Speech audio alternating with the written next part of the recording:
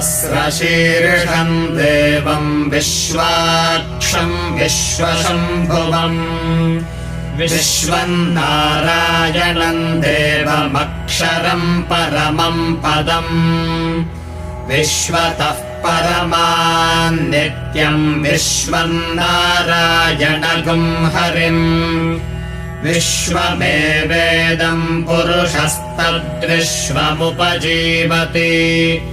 पतिम् विश्वस्यात्मेश्वरगुम् शाश्वतगुम् शिवमच्युतम् नारायणम् महाज्ञेयम् विश्वात्मानम् परायणम्